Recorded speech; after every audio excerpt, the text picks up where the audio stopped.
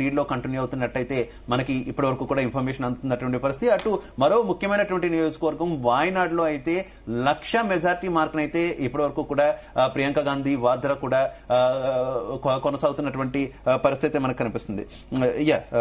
కిషోర్ రెడ్డి గారు ఈ రెండింటి గురించి ఏం చెప్తారు? బైపోల్స్ వెస్ట్ బెంగాల్ అన్నారు, వాయనాడ్ అన్నారు.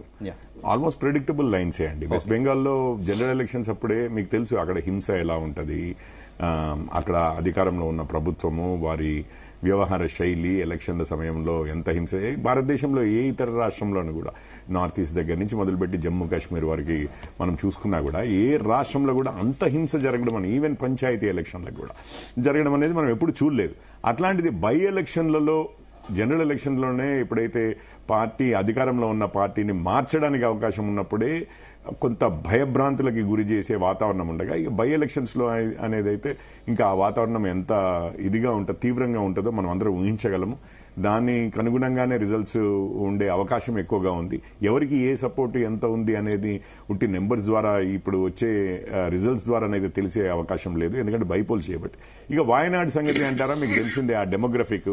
రాహుల్ గాంధీ గారు ఉత్తరప్రదేశ్ నుంచి వాయనాడు దాకా ఎందుకు ప్రయాణించారో, మళ్ళీ వాయనాడులో వారు మళ్ళీ ఉత్తరప్రదేశ్కి వచ్చిన తర్వాత వారి సిస్టర్కి ఎందుకు ఇచ్చారో, వారి కుటుంబానికి ఎందుకు ఇచ్చారో.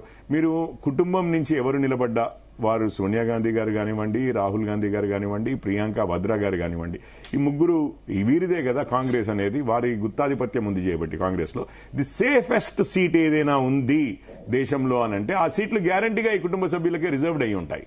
సో తప్పనిసరిగా వాయనాడులో వీరు గెలుస్తారు అని అనేది ఆశ్చర్యకరంగా ఏమీ లేదు. కాకపోతే కాంగ్రెస్ రోజు రోజుకి ఎటు వెళ్తోంది అని అంటే వాయనాడు సీట్ లాంటి సీట్లు ఉంటే తప్పించి గెలవలేని పరిస్థితికి వెళ్తోంది.